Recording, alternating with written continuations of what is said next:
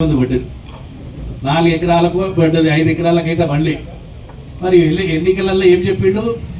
ఇప్పుడే తెచ్చుకోండి 2 లక్షలు తక్షణమే నేను 9 తారీఖు నాడు 2 లక్షలు మాఫీ చేస్తా నేను వాట్సాప్లో చూసినాం ఆయన మాటలు విన్నాం ఇంతవరకు రుణమాఫీ లేదు ఇంకో మాట చెప్పిండు కౌలు రైతులు మన దగ్గర బాగా పెత్తందారి రైతులు హైదరాబాద్లో ఉంటారు వాళ్ళది కౌలుకు తీసుకొని చేస్తున్నాం రైతులు నిజంగా కౌలు రైతులకు ఇవ్వాలి పాప వాళ్ళకు రైతు బంధు రాదు ఈ మరి తర్వాత ఏది ఏ సౌకర్యం ఉండదు మరి వాళ్ళకు కూడా 10-15 వేలు ఇస్తాడు అది కూడా సున్నా చూపిండు అంటే ఏదైతే చెప్పిండో రైతుల ఓట్లను వేసుకొని ప్రజల ఓట్లను వేసుకొని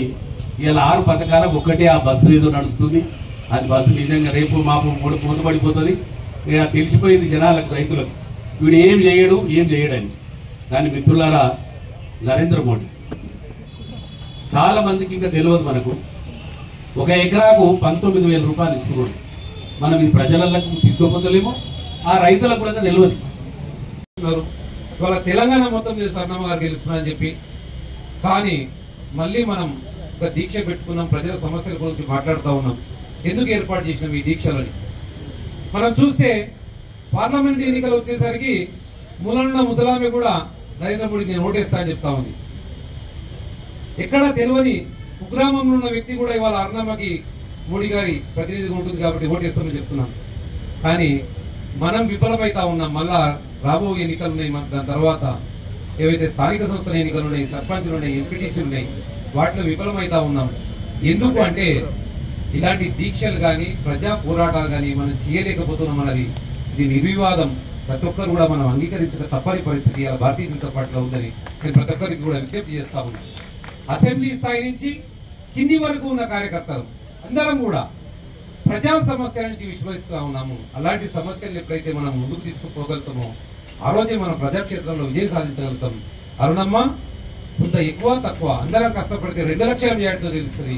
ఎవరిని చేసినా చేయకపోయినా 1,00,000 ఓట్లతో గెలుస్తుందామే అనేది వాళ్ళ ప్రజలందరూ ఒప్పుకున్న విషయం దాన్ని మనందరం కూడా గుర్తుంచుకోవాల్సిందంటే ఈ రైతు సమస్యలు కానీ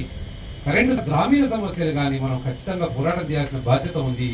ఆ బాధ్యతని నియోజకవర్గ స్థాయి నుంచి కింది దాకా మనం తీసుకుపోగలగాలి వాళ్ళ రైతుల సమస్య గురించి మాట్లాడుతాం కాబట్టి 2 విషయాలు నాకు తెలిసిన విషయాలు చెప్తాను రైతు సమస్యల గురించి రైతు చట్టాలు ఏర్పాటు చేసిన నరేంద్ర మోడీ గారు అవి నల్ల చట్టాలని తీవ్రంగా పోరాటం చేసింది కాంగ్రెస్ పార్టీ దాన్ని తీసే ప్రయత్నం చేసింది రైతు చట్టాల గురించి అవగాహన కోసం 2 చిన్న విషయాలు చెప్తాను మీకు సూక్ష్మంగా ఇవాళ మహబూబ్ నగర్ లో కానీ లేకుంటే ఈ ఉమ్మడి జిల్లాలో ఎక్కడైనా కాటన్ రేట్ ఏదైతే ఉందో దానికంటే 100 రూపాయలు ఎక్కువ ఇవాళ రైతుల్లో వ్యాపారస్తులు కొనుగోలు చేస్తా ఉన్నారు దానికి కారణం తెలిసి ఉండాలి ఎందుకు తెలిసి ఉండాలంటే రైతు చట్టం ఏర్పాటు చేసినప్పుడు అక్కడ రైతు చట్టాల అమలును అక్కడ ఉన్న బీజేపీ పార్టీ ప్రభుత్వం ఏర్పాటు చేసింది కాబట్టి ఇవాళ 100 రూపాయలు అక్కడ రేట్ ఎక్కువ దొరుకుతుంది ఎందుకు అంటే రైతు చట్టాల్లో మార్కెట్ సెస్ యొక్క భారము రైతుల మీద లేకుండా చేసింది ఆ రోజున భారతీయ జనతా పార్టీ అది ఇవాళకి కూడా ఆ భారాన్ని ఇక్కడ ఆ చట్టం అమలు చేయలేదు కాబట్టి టీఆర్ఎస్ ప్రభుత్వం కానీ ఇప్పుడున్న కాంగ్రెస్ ప్రభుత్వం కానీ ఆ 1% ఛార్జీని వసూలు చేస్తుంది కాబట్టి ఇవాళ ప్రతి ఒక్క ఉత్పాదకత ఇవాళ వరి తీసుకోండి